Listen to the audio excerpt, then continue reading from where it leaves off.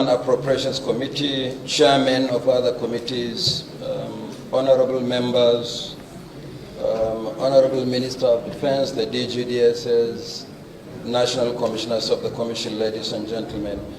I want to start by making an important clarification that the 18 billion in the supplementary appropriation is not all for the conduct of elections. Actually, the substantial part of it is about personnel costs. You recall that in April this year, there was a 40% increase in peculiar allowance to public servants across the country. It was not provided for in our budget for 2023, which is this year, the current budget, because the budget was passed in December last year, so we couldn't have made a provision. At the same time also, there was another circular from government dated February where the DTA, the duty to allowance, and other consequential allowances were increased by government. There was no provision in our statutory budget. And we have one of the largest workforces in the country, over 15,600 staff, and it's not easy to find the money to pay in the absence of supplementary appropriation. So we made a case to government, and we have been included in this supplementary appropriation.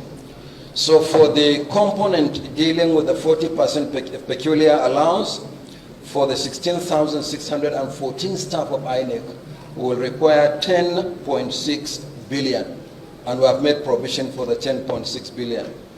Our annual salary is 26.5, 40% of 26.5 is 10.6. So we have made provision for that. And because of the experience we had that there was no cash backing for us to implement these provisions, we also started thinking ahead. Already there is an award by government of 35,000 Naira for each public servant across the board. For the 15,614 staff of the commission, that will come to, for the 6 months that government said areas will be paid, over 3 billion. So the 3 billion plus 10.6 billion will come to 13.8 billion. We have made provision for that.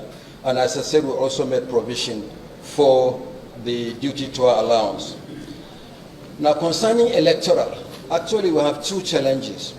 The first one is the budget for the 2023 general election was appropriated by the National Assembly in 2022. We knew that there may be no budget in 2023 to take care of other elections or electoral activities. Therefore, we made provision in the 2022 election budget to capture not just the 2023 general election, but also 5 off-cycle governorship elections. Ekiti and Oshun held last year, and we made provision for Bayelsa, Imo, and Kogi governorship elections.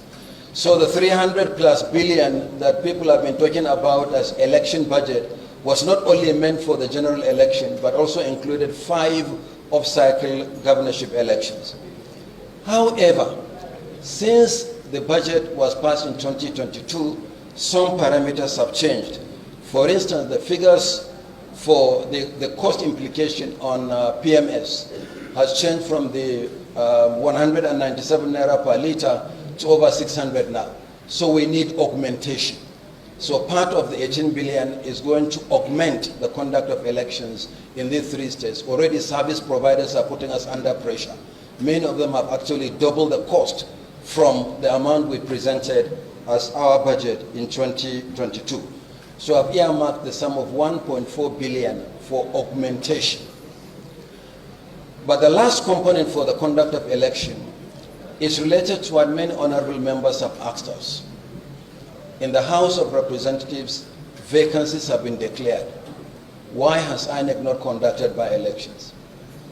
There is no budgetary provision for the conduct of these unforeseen and unbudgeted by-elections. Honorable Chairman, honorable members, not many people in Nigeria will believe that within 4 months after the inauguration of the National and State Assemblies, 11 vacancies have occurred.